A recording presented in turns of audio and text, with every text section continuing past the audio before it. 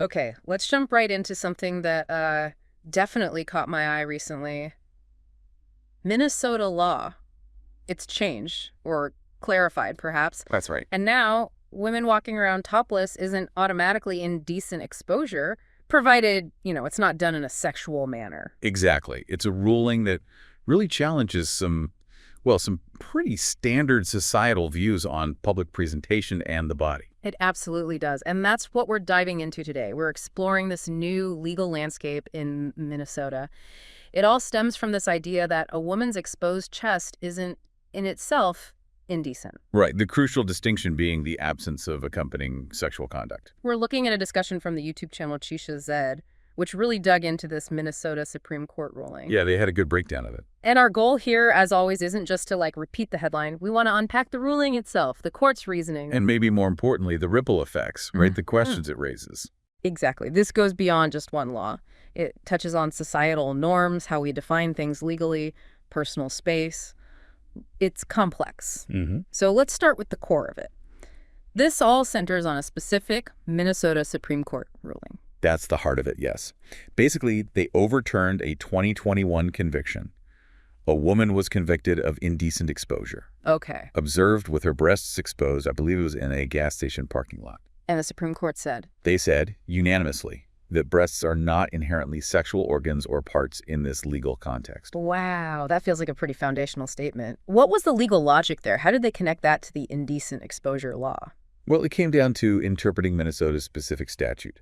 The law requires two things for indecent exposure. Okay. One, exposing a specific body part. And two, critically, acting in a lewd or lascivious manner or otherwise in a sexual nature. Ah, so it's the combination. Precisely. In the case they reviewed, the court found no evidence the woman was acting in a sexual way. She was just present with her chest exposed. So just being bare-chested without that added element of sexual behavior or intent doesn't meet the legal bar anymore. That's the finding. The exposure alone isn't enough under their law. Okay, legally that makes a certain kind of sense. But as the host on the Chisha Zed channel pointed out, and some commenters too, this opens up a whole can of worms, practically speaking. Oh, absolutely. The initial reaction in the video was definitely one of surprise. The host mentioned Minnesota being seen as a liberal state pushing boundaries. Right. But then came the real-world questions. A commenter, Ms. Coffey, I think, raised a really interesting point about, say, crowded events. Concerts, festivals. Yeah. What about accidental touching? If breasts aren't legally considered private or sexual in this context, does that change how accidental or even intentional unwanted contact is viewed legally? That's tricky if the baseline legal assumption shifts. It introduces complexity, Yeah. Because many definitions of assault or harassment rely on the concept of touching private or sexual body parts. If the legal status of breasts shifts in this specific indecent exposure context, could it have knock-on effects? It's a question people are asking. And it's not just about accidental contact. Ms. Coffey also brought up the bigger picture, didn't she? Like, where is the line now for public decency? Exactly. If toplessness itself isn't the issue, what does constitute acting in a sexual manner while topless? Who decides? That seems really subjective. It could be. And think about everyday places. Community pools, public parks, beaches where families are. Oh, yeah. That seems like a potential flashpoint. You have a legal right, perhaps, but social norms haven't caught up, or maybe they just differ. Precisely. You can easily imagine conflicts arising, someone exercising their right and a family feeling uncomfortable, leading to calls, complaints. What about schools? Dress codes are always a hot topic. Yeah. If the state's highest court says breasts aren't inherently sexual, how does a school justify a dress code policy that treats female chests differently based on preventing sexualization or disruption? It complicated that argument. It really feels like pulling one thread unravels quite a bit. Then there's law enforcement. Right. Officer gets a call. Woman topless at the park causing a disturbance. What does the officer do? The act itself is legal. But what constitutes causing a disturbance? Yeah. Is the mere fact of someone being topless and others reacting enough? Or does the person need to be doing something else? It's ambiguous. That's a tough spot for officers, potentially. And then there's the reaction aspect, which some commenters brought up. What if men start recording, staring, making comments? Yeah. The woman has a right, under this ruling, to be topless non-sexually, but she also has a right not to be harassed. So you have competing rights potentially clashing in the same space. It creates a real tension.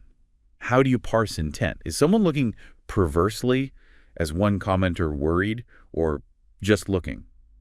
And does the woman then feel harassed, leading to another kind of complaint?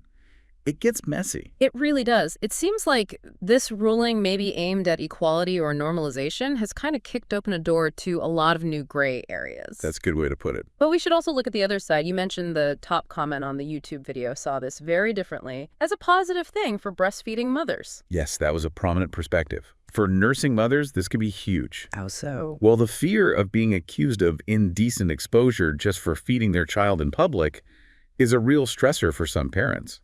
This ruling could potentially remove that specific legal threat. Oh, okay, I see. It reframes breastfeeding away from anything potentially indecent. Exactly. It supports the view that it's a natural, necessary act, and that viewing breasts only through a sexual lens creates unnecessary barriers. That's a really practical, important benefit for a specific group. It shows how definitions matter. But the reactions were all over the place, weren't they? No, definitely. You had people saying this goes too far, others saying it's an overdue correction to a sexist law.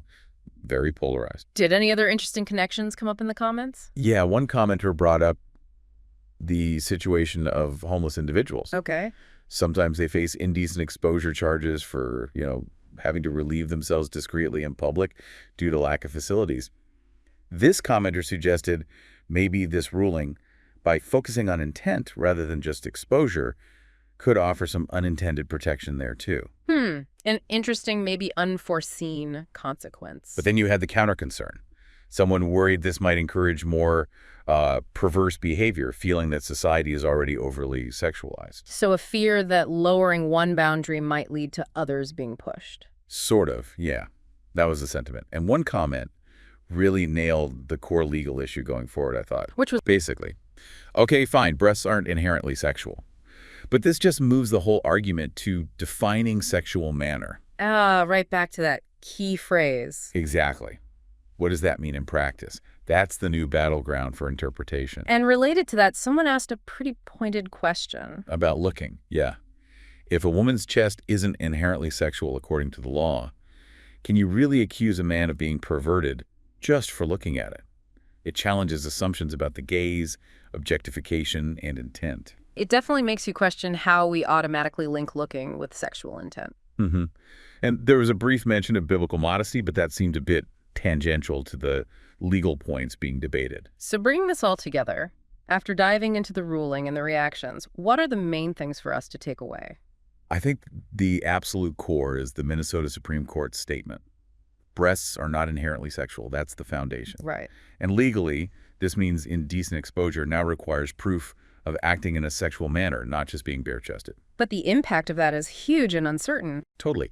It sparks debate on defining that sexual manner, navigating public spaces, potential conflicts between personal freedom and social norms, how it affects related issues like harassment or even school dress codes. It really highlights that tension, doesn't it, between individual liberty and what society expects in shared spaces. And the law is trying to navigate that, but leaving a lot of ambiguity. Yeah, the law sets a baseline, but the social negotiation is where things get complex. Yeah. Which leads to a final thought for you, the listener. Okay. Given this Minnesota ruling, how do you think our understanding of public space, of personal boundaries, of decency itself might change? Not just there, but maybe elsewhere too. What does this episode tell us about how societal norms shift and how the law tries, sometimes maybe clumsily, sometimes maybe progressively, to reflect or even shape those shifts? Lots to think about there. It's definitely a simple issue, and clearly the conversation is far from over.